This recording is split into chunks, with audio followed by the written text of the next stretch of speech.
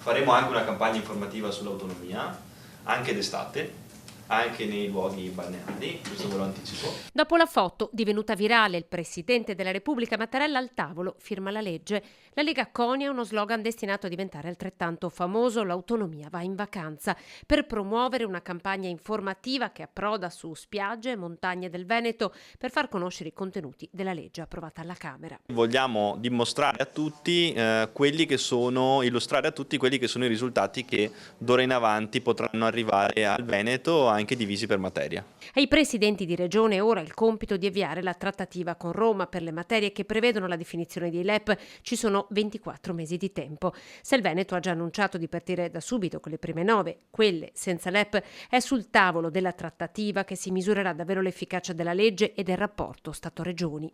Questa trattativa e il risultato della trattativa sarà un grandissimo banco di prova, lo sarà per il Paese, lo sarà per l'opposizione, lo sarà per la maggioranza, perché comunque stiamo parlando di un provvedimento costituzionale e stiamo sostanzialmente, non vorrei banalizzarlo, ma vorrei spiegarlo meglio ai cittadini, stiamo semplicemente dicendo che lo Stato delega alcune funzioni di alcune materie ai territori per essere più efficienti. Non siamo contro l'autonomia, ne facciamo una questione di metodo, torna a puntualizzare il segretario del Partito Democratico Veneto, Andrea Martella. Vorrei proprio discutere nel merito che cosa porterà alle nostre imprese, ai nostri comuni, ai nostri cittadini in ambito sanitario, scolastico o di sostegno al mondo del lavoro.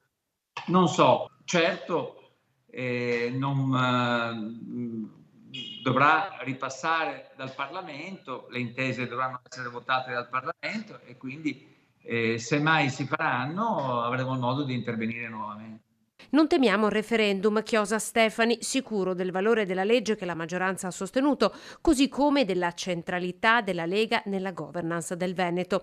Gli alleati plaudono alla firma, così il coordinatore di Fratelli d'Italia, Luca De Carlo. È sostanzialmente la riprova che quel provvedimento è un provvedimento che non spacca l'Italia, che è un provvedimento che va a favore delle regioni e soprattutto che è un provvedimento che dà attuazione alla Costituzione. Quindi oggi è il primo di tanti passaggi che dovremo fare prima di avere l'autonomia, prima che le regioni possano chiedere maggiori forme di autonomia attraverso le materie. Però è un inizio.